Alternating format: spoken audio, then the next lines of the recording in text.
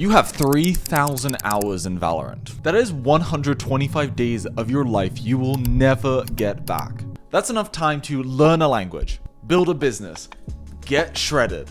But hey, at least you're diamond now. 85% of teens play video games. On average, people between the ages of 18 and 24 spend 6 to 9 hours per week playing video games. And I'm gonna break down why playing games will steal your future. So if you're watching this video, I know you have big dreams. Dreams that almost scare you because of how big they are. But you feel like you need to relax every now and then by hopping on League, Valorant, or Fortnite. You have the greatest opportunity of your life to change your environment to one that will guarantee you success. See, 6 months ago, I cut video games out of my life completely. And I have been playing games since Bayesian Canadians' Hunger Games. Literally my first video on YouTube 10 years ago was Minecraft. Welcome to iCrazyTom. So this is a new video. I haven't uploaded one in ages. It has been a constant throughout my life, bringing joy and an escape from reality. But I also know the opportunity cost that it has had. I'm confident that if I wasn't playing games at the age of 18 and focused on doing something bigger, my life now at 23 would be drastically different. So don't make the same mistake I did by thinking that a few hours every now and then is a positive habit. Because imagine if you could have the mental energy to take on any task. You don't get tired or drained anymore. You feel like you could do anything. I know it doesn't sound real, but by quitting video games, all of your energy will come back. It has honestly completely changed my life for the better. I feel healthier, I work harder, and I'm connecting with everything around me and everyone around me on a deeper level. If you just give me a few minutes of your time, I'll show you exactly what I mean. Yeah, quitting video games was one of the best decisions I've ever made. Because right now you're stuck in the same loop I was. Thinking you're just having fun when in reality, your potential is slipping away one quick game at a time. 6 months ago, I decided to dramatically reduce my gaming. I even built a Valorant account to over 15 million views.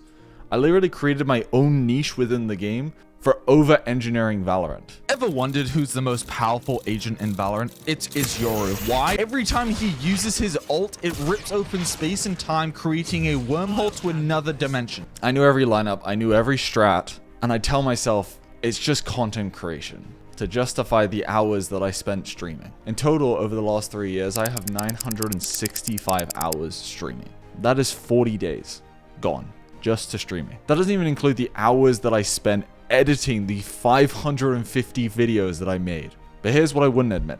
I had dreams of building a business, but I had no time. I wanted to get better grades, but relaxing cost me this. Because somehow I always had 2 to 3 hours every day to hop on for one game. The truth is, games weren't the problem.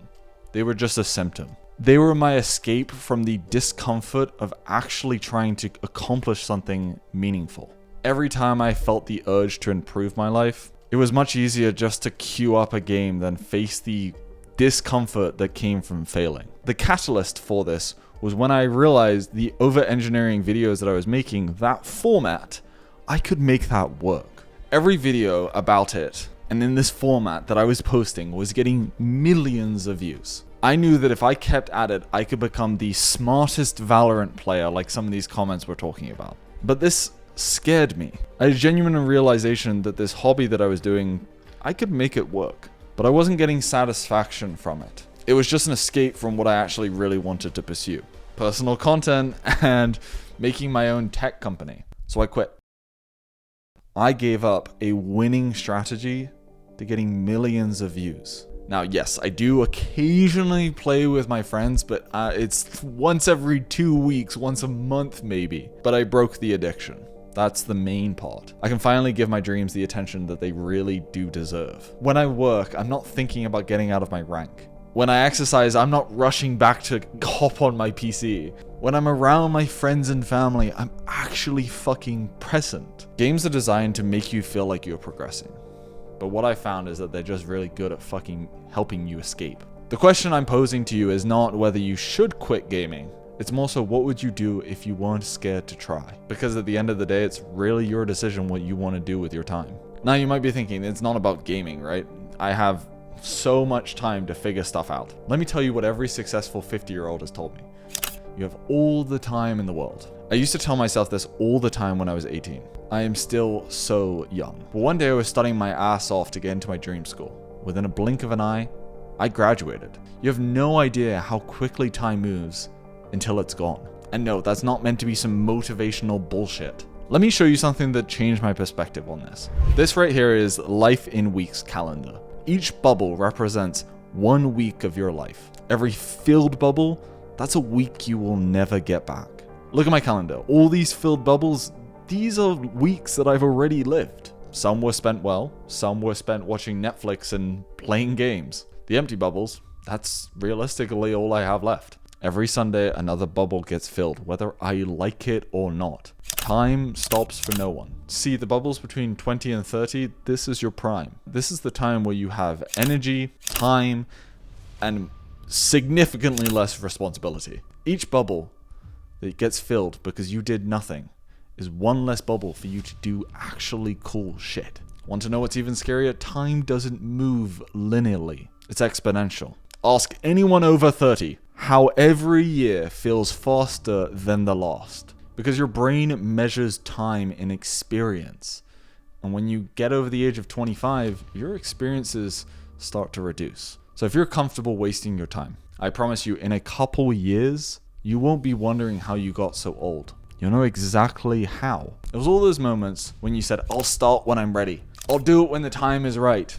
I have plenty of time. Because once you understand how truly precious time is, you'll stop wasting it on things that don't matter and start investing it into things that actually give you fulfillment. So, what are you going to do with each one of your bubbles? It's entirely up to you. But here's where it gets interesting. You now know that time is precious, right? I feel like you're smart enough to see that and understand that. Actually, maybe you're a little too smart for your own good. Because, tell me, are you a genius? Maybe you are. But why have you never taken anything serious before? A lot of people struggle with being the smart kid. Intelligence can actually become a prison. Because if you are intelligent, you will see every way in which something will fail. Calculate every risk, map out every scenario. But because you're so good at predicting problems, you've mastered the art of doing fucking nothing. And the irony is that you're too smart to even realize this. But because you're planning the perfect path, that's exactly why you're going to fail. Life is passing you by. Look around at the most successful people. A lot of them are not fucking geniuses. They're not straight A students. They're not all perfect planners. What they are is they're brave enough to be bad at something, humble enough to look fucking stupid, and consistent enough to just keep showing up. But you would rather be the genius that could have done all these things, but you wouldn't want to risk it because you wouldn't want to be the tryhard, right? The tryhard is the weird kid, the one that's putting in so much effort and is constantly failing. But what if that tryhard succeeded? Wouldn't be that much of a fucking weirdo, would they? Let's be honest, a lot of successful people don't plan at anything. They simply just profit off of the ability to just commit and not be scared of anything that's going to happen afterwards. Your intelligence should be a tool. It's not an identity. And right now, you're using it as an excuse to not really try. Because you feel like when you do try, you will win. 100%. But I'll do it later. But you never do. The question isn't whether you're smart enough to succeed. It's whether you're brave enough to look fucking stupid trying the entire time. Because being the smart kid does not matter unless you put it to some fucking use. I think now after watching this video, you feel like you have an understanding of time is precious. But if you're not using your time effectively, and say you don't know how to do something or learn something, well, I kind of cover those topics in one of my other videos. In this video, I break down exactly how I have perfected the framework to learning anything faster than your friend next door. Consider watching it if you actually want to use your time effectively whilst also learning the skills that you know you need to have in order to succeed.